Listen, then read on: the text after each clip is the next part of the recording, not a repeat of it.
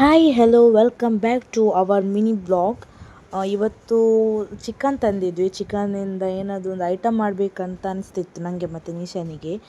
Chicken ತಂದು ಅದನ್ನೆಲ್ಲ clean ಮಾಡಲಿಕ್ಕೆ ಕೂತ್ಕೊಂಡ್ವಿ. ಮಾಡುವ ಐಟಮ್ ಅಂತ ಹೇಳಿದರೆ KFC ಚಿಕನ್.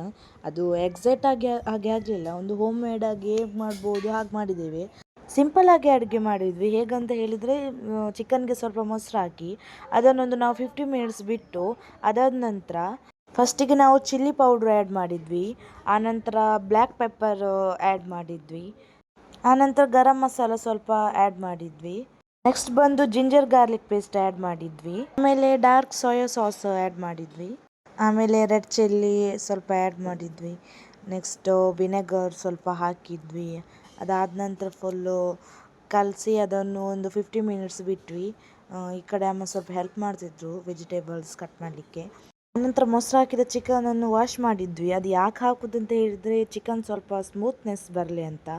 ಅದಾದ ನಂತರ ನಾವು ಹಾಕಿದ ಮಸಾಲೆಗೆ ಮಿಕ್ಸ್ ಮಾಡಿ ಅದೊಂದು ನಾವು 50 ಮಿನಿಟ್ಸ್ ಬಿಟ್ವಿ. ಆಮೇಲೆ ನಾವು ಸ್ವಲ್ಪ ಕಾರ್ನ್ ಫ್ಲೋರು ಮೈದಾ ಹಿಟ್ಟು ಎಲ್ಲ ಹಾಕಿ ಅದಕ್ಕೆ ಸ್ವಲ್ಪ ಉಪ್ಪು ಹಾಕಿ ಅದನ್ನು ಕಲಸಿ ಸ್ವಲ್ಪ ಸೈಡಲ್ಲಿ ಇಟ್ವಿ. ಅದಾದ ನಂತರ ಕುರ್ಕುರೆ ತಂದಿದ್ವಿ. ಆ ಕುರ್ಕುರೆಯನ್ನು ಪುಡಿ ಮಾಡಿ ಅದಕ್ಕೆ ನಾವು ಯೂಸ್ ಮಾಡಿದ್ವಿ. ನಮ್ಮ ಮಿಕ್ಸಿ ಯೂಸ್ ಮಾಡ್ಬೋದಿತ್ತು. ಮಿಕ್ಸಿಯಲ್ಲಿ ಹಾಕಿದರೆ ಅದು ಫುಲ್ಲು ಪುಡಿಯಾಗಿರ್ತದೆ. ಹಾಗಾಗಿ ನಾವು ಎಷ್ಟು ಬೇಕೋ ಅಷ್ಟು ಮಾತ್ರ ಕಲ್ಲಲ್ಲಿ ಗುದ್ದಿ ಪುಡಿ ಮಾಡಿ ಹಾಕಿದ್ವಿ. ಎಲ್ಲ ಮಾಡಿದ ನಂತರ ಅದನ್ನೊಂದು ಪ್ಲೇಟಿಗೆ ಹಾಕಿದ್ವಿ. ನೀಶಾ ಸ್ವಲ್ಪ ಹೆಲ್ಪ್ ಮಾಡಿದ್ಲು. ಕಾರ್ನ್ಫ್ಲೋರ್ ಮತ್ತು ಮೈದಾ ಹಿಟ್ಟು ಹಾಕಿಟ್ಟದನ್ನು ತೆಗೆದು ಅದಕ್ಕೆ ಚಿಕನನ್ನು ಡಿಪ್ ಮಾಡಿ ಅದಾದ್ಮೇಲೆ ಸ್ವಲ್ಪ ನೀರಿಗೆ ಅದನ್ನು ಡಿಪ್ ಮಾಡಿ ವಾಪಸ್ ಅದನ್ನು ನಾವು ಕುರ್ಕುರಿಗೆ ಮಿಕ್ಸ್ ಮಾಡಿ ಎಣ್ಣೆಗೆ ಬಿಟ್ವಿ. ಅದಾದ ನಂತರ ಸ್ವಲ್ಪ ತಿಕ್ಕಾಗಿತ್ತು.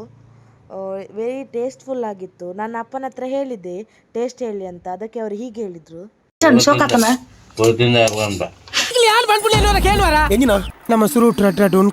KFC ಆದಮೇಲೆ ನಾವು ಫ್ರೈಡ್ ರೈಸ್ ಮಾಡಿದ್ವಿ. ಅದ್ರ ಬಗ್ಗೆ ನಾವು ನೆಕ್ಸ್ಟ್ ವ್ಲಾಗಲ್ಲಿ ಹೇಳ್ತೇವೆ.